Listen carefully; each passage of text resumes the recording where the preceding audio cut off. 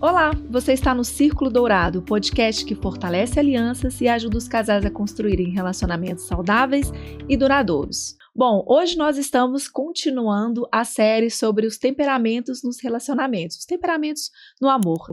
E nós vamos começar hoje com o temperamento introspectivo e mais frio, que é o temperamento do fleumático. Não é isso, Samuel? Exatamente. Esse é um temperamento muito rico e muito subestimado, inclusive. Exatamente. Mas hoje quem ficar ligado aqui vai poder aprender mais detalhes sobre esse temperamento e como ele funciona nas relações, não é isso, Nayara? Exatamente. Então, o fleumático ele é um temperamento de umidade e um temperamento frio. Então, ele é frio e úmido. E o elemento, o símbolo que a gente utiliza para o fleumático é a água. Por quê? Porque a água, como nós estamos vendo aqui nessa taça, ela é fria, ela é úmida e ela é adaptável. Então, onde nós colocarmos a água, o recipiente que a gente colocar, ela vai tomar a forma, pela sua tendência à acomodação. Então, os fleumáticos também são chamados de um temperamento pacificador. São naturalmente introvertidos, introspectivos, mas eles são focados em relacionamentos e pessoas. Então, eles tendem a ser mais reservados, prudentes, são pessoas que não são facilmente tiradas, ali do seu controle. Você não consegue fazer um fleumático ficar nervoso, irado facilmente. São pessoas que são excelentes ouvintes, Quando dados à intelectualidade, eles tendem a ser grandes gênios, grandes pessoas aí do mundo da intelectualidade, dos estudos. Qual que é o desafio desse temperamento? Como eles são excessivamente empáticos, eles têm uma tendência muitas vezes a se anularem e a tentar fazer com que todos mantenham bem, todos estejam bem, manter a paz, às custas muitas vezes dos seus desejos, dos seus sentimentos. Então elas têm uma tendência muito grande a buscar essa adaptabilidade e tendem a não confrontar, evitam o confronto, mesmo quando às vezes é necessário. Tem momentos que é necessário confrontar, Samuel? A gente não quer, claro, não quer agredir as pessoas, não quer humilhar ninguém, mas existem momentos que é necessário o confronto. Esse é um dos maiores desafios do fleumático, lidar com o confronto ou com o desagrado, com o desagradar o outro. O fleumático, ele busca muito essa aprovação das outras pessoas, do seu entorno social. Como ele é muito sociável, ele gosta de agradar, ele gosta de servir muitas vezes, ele tem muita dificuldade em lidar com a tomada de decisão. Então, muitas vezes ele prefere que o outro tome a decisão por ele, e ele tem dificuldade de se posicionar e lidar com esses confrontos. Então, um risco que o fleumático tem muitas vezes, dentro dos relacionamentos, e principalmente dentro do relacionamento conjugal, é ele acabar se anulando, embotando, perdendo a sua identidade, delegando ao outro muitas vezes as decisões que cabiam a ele tomar. Então, a primeira configuração que a gente colocou aqui são os fleumáticos se relacionando com os sanguíneos, que é uma configuração que acontece, Samuel? Eles têm aí tem uma diferença em alguns aspectos, embora ambos sejam voltados para pessoas, tanto os sanguíneos como os fleumáticos são voltados para relacionamentos, eles priorizam as pessoas. A diferença é que o sanguíneo é expansivo e o fleumático ele é mais introvertido. O sanguíneo tende a ser mais acelerado, mais rápido nas reações, o fleumático mais lento. Então, qual que seria o desafio aí? O sanguíneo ele é muito disperso e o fleumático ele evita conflitos.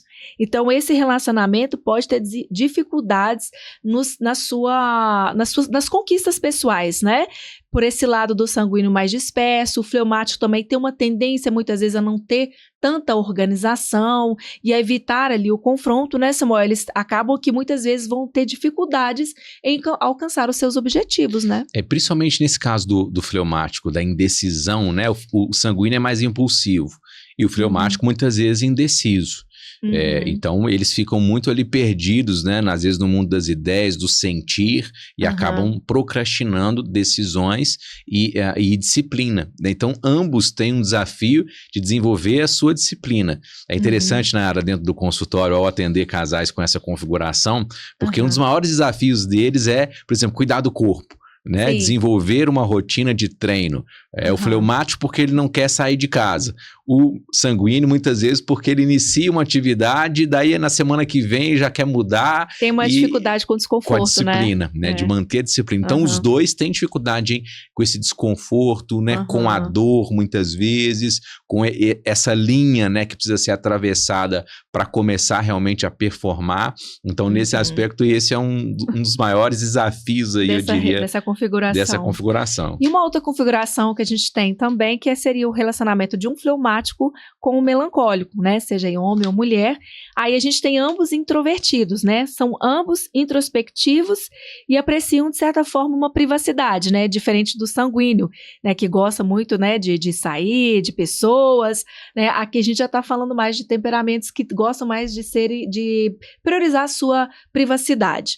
E aí são ambos introspectivos, o melancólico de estrutura, de ideais, e o fleumático voltado aí para o relacionamento.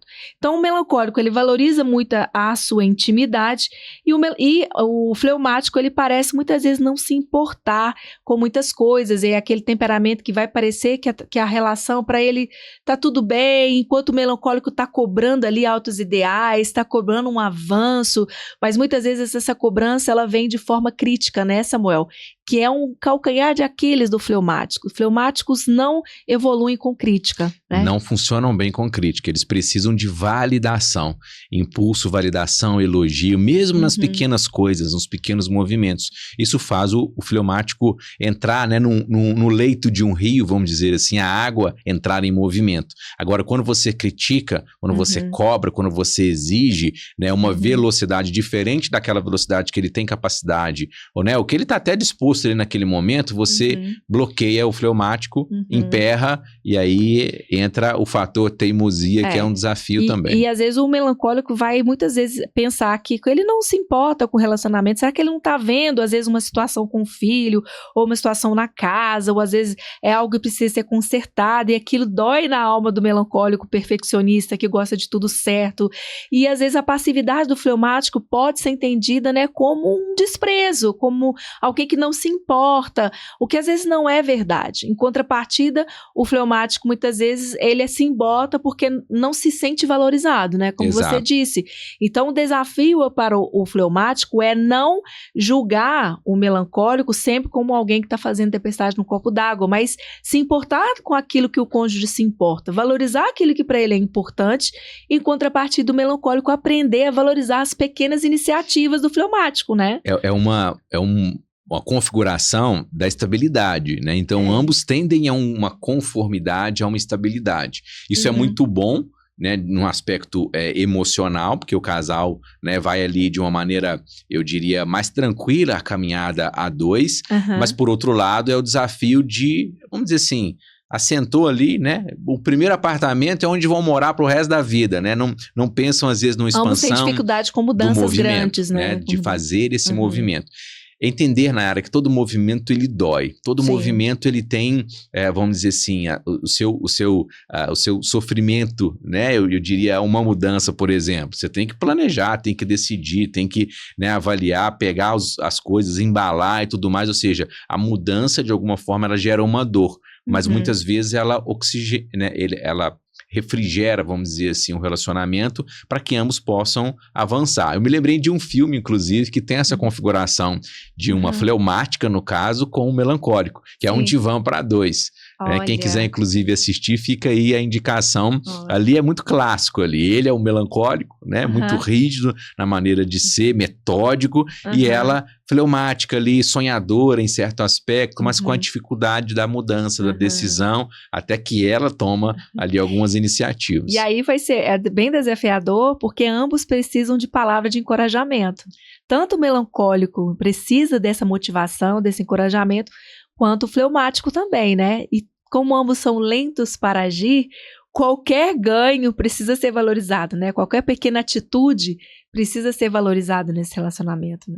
Isso faz o casal avançar, né, com mais qualidade. Agora, muito a gente bom. Poderia falar aqui de fleumáticos com fleumáticos, Samuel? É uma configuração que acontece? Olha, é raro, né? Mas conforme a gente disse aqui no primeiro vídeo, que a gente falou um pouquinho mais em profundidade sobre o que é o temperamento. Se você não viu, vai lá, né, volta aqui no canal. É o primeiro vídeo dessa série de 4 vídeos sobre os temperamentos no amor. Você vai entender um pouquinho por quê, o que acontece com esse temperamento também.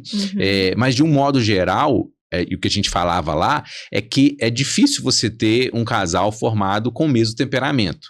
Pode acontecer, mas é mais raro. Agora, entender que cada temperamento tem também os seus subtipos, né? Sim, Tem seus aportes. né? Então, eu nunca vi um casal que tem o mesmo temperamento e o mesmo aporte. Eu acho que isso Sempre tem alguma coisa, por exemplo, um é mais quente, o outro é mais úmido, né? E ali eles se complementam, mas vão ter os desafios da própria essência do temperamento, né? Um fleumático com fleumático, a tendência desse casal justamente é a adaptação. Muito mais do que o melancólico e o fleumático. Fleumático e fleumático, a tendência é a adaptação. E muitas vezes a acomodação mesmo, no mesmo patamar, né? Eu tenho o meu trabalho, ela tem o dela, e a gente vai ali desenvolvendo e não tem muita pretensão em relação ao que vem no futuro, diferente do colérico. Lembra que a gente falou nesse primeiro episódio também?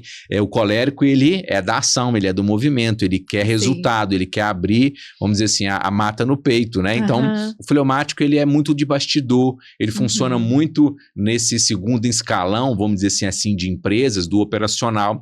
Ele é aquele que muitas vezes vai encontrar a melhor forma, a forma que gasta menos energia de resolver um problema, né? Então ele é muito prático nesse aspecto, e dentro do relacionamento, se ele não for estimulado a esse movimento, ele tende a ficar acomodado. Entendi, muito bom. Bom, eu acho que a gente falou aqui, não vamos falar do fleumático com colérico. Se você quiser assistir, nós já falamos no primeiro vídeo, que nós falamos sobre o colérico e o seu relacionamento com os outros temperamentos. Então, volta no vídeo e assiste, que você vai ter aí as informações sobre essa configuração, não é mesmo?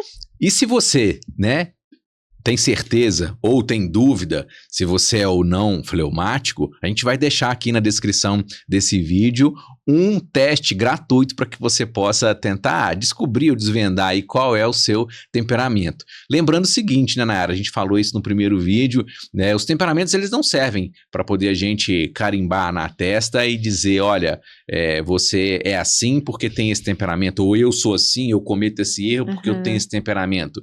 Mas tudo aquilo que a teoria ela traz, né, como uma ferramenta de autoconhecimento, é para que você possa evoluir. E também dentro do relacionamento, fazer o seu relacionamento evoluir. Não dá para justificar erros com os temperamentos. Dá para explicar, isso sim, mas justificar jamais. Pensa aqui numa pessoa que foi fazer uma avaliação física, né, para poder iniciar a academia. Você vai ali passar por uma avaliação e muitas vezes o examinador físico vai avaliar a sua força muscular. E ele vai dizer quantos graus você tem de força, qual que é a sua inclinação do seu corpo, sua postura. O fato dele estar detectando essas informações não significa que você automaticamente vai resolver os problemas. É um primeiro passo. Olha, você precisa fortalecer esse músculo, fazer esse movimento. E aí, quem age para poder mudar aquela situação da avaliação, vistas a um objetivo, seja hipertrofia, né, seja fortalecimento, é a pessoa. Então, você está aqui diante de uma ferramenta em que você está identificando padrões de comportamento, padrões de ação e reação. Cabe a você a pensar, o que eu vou fazer com isso agora? Eu quero melhorar. Se eu sou um fleumático, uma pessoa que tende acomodação, o que eu posso fazer para sair desse lugar? Que movimento você pode fazer? Quais são os motivos que me fazem agir no mundo?